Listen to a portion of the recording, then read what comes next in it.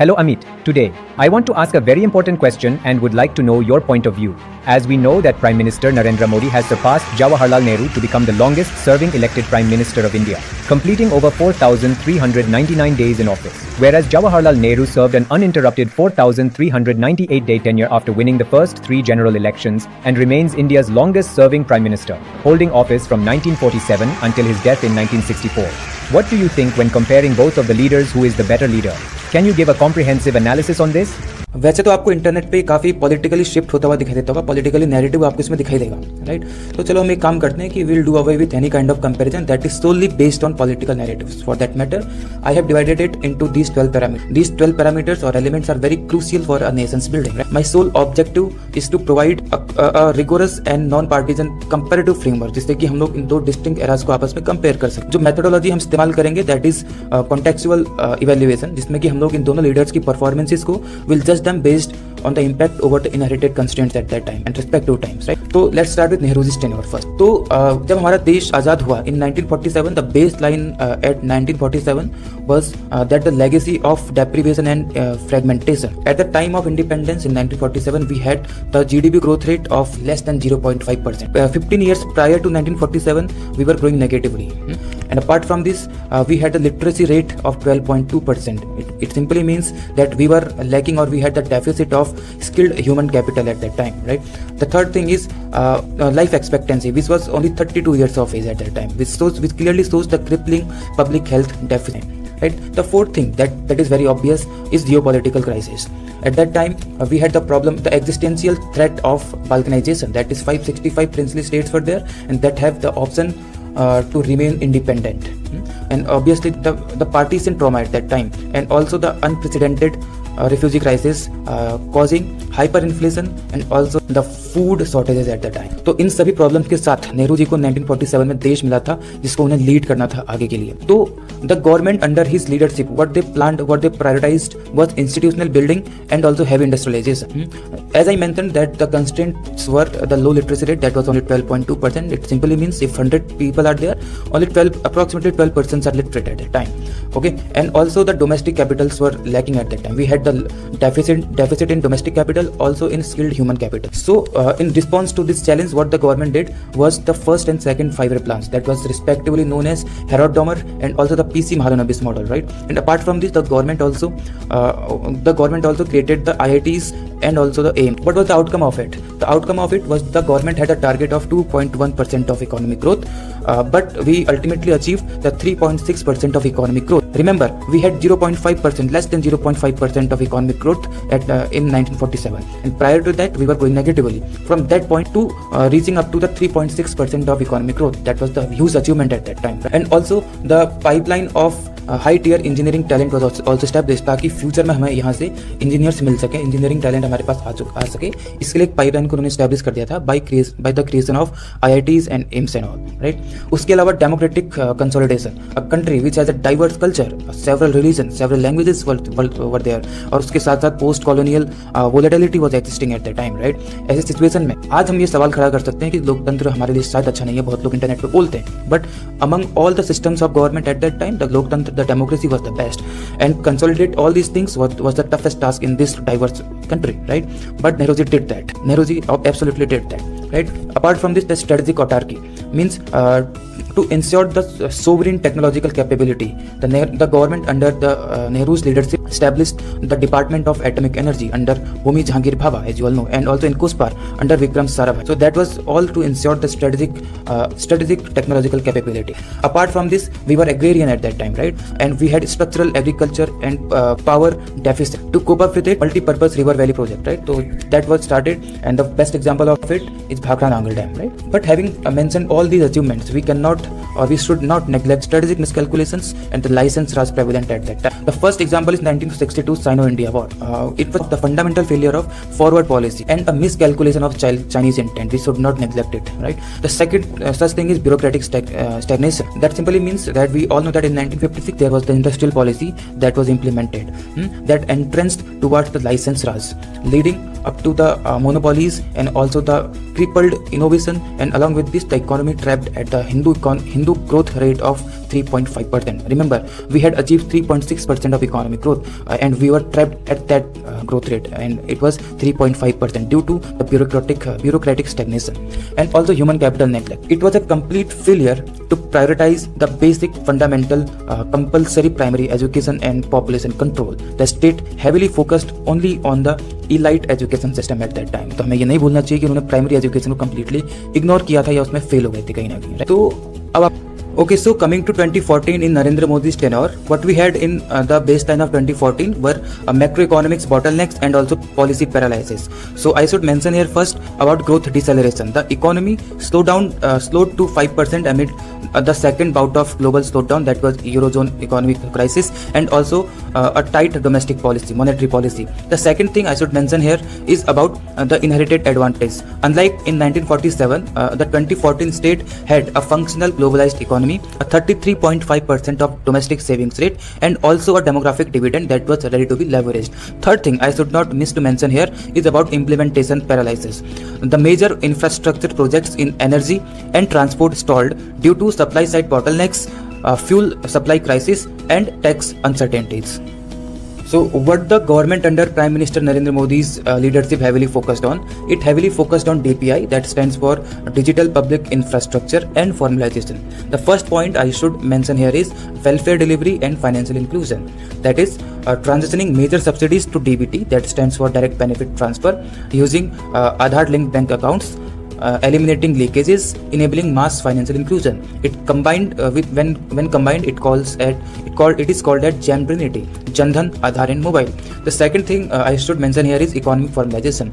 That is the implementation of unified GST, that stands for Goods and Services Tax. Recently, we have come up with GST 2.0, a major structural reform in indirect tax system. The third thing is employment recovery. That is the PLFS data indicates that in 2022-23 the unemployment rate declined to 3.2%, with the youth unemployment rate dropping from 17.8% in 2017-18 to 10%. And the fourth point I should mention is infrastructure scaling, that is the exponential surge in highway construction and physical connectivity corridors.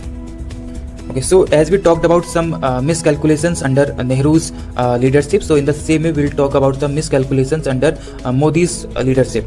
So I would like to make a point here is about economic shocks and employment debate, as this point has always been questioned upon under PM Narendra Modi's leadership.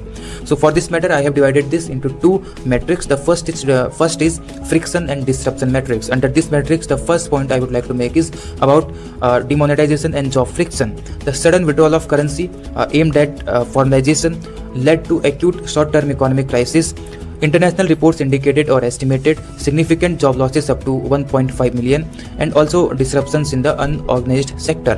The second point I would like to make here is about GST implementation. The initial rollout complexities created severe compliance burden for MSMEs. The second metrics I would like to talk about is recovery and formalization metrics. Under this metrics, I would like to talk about the employment paradox. While critics point to jobless growth and severe rural economic distress or disruption, PLFS and EPFO data indicates massive formal sector job creation. 6.1 crore EPFO additions over last 6 years, and also there was a rising labor force participation rate from 49.8% to 57.9%. Okay, so now I will compare both of the leaders' era directly with some parameters that I have talked about and some other parameters that I have not talked about. So for this, I will show all of these things to you on the screen, so you can keep your eyes on the screen. So first thing is I have comparative matrix 1, as you can see on your screens, that is about state capacity, economy and infrastructure. So the first point here is economic paradigm. If I talk about the Nehru's era, it is about import substitution and heavy PSU dominance. The main focus in his era was on establishing basic capabilities where private capital did not exist. If I talk about Narendra Modi's era, then it is about supply side interventions, PLI schemes and DPI, that is digital public infrastructure. And the heavy focus was on integrating with global supply chains and formalizing the domestic market. The second such parameters for me is infrastructure model, that In Nehru's era, it is about mega projects with long gestation periods like dams and steel plants. If I talk about Modi's era, then it is about rapid execution and scaling of dispersed connectivity, that is highway, broadband and unified payment interface. The third parameter I have taken here is growth regime. In Nehru's era, it was about transitioning from a managed that is almost equal to 3.5% of baseline.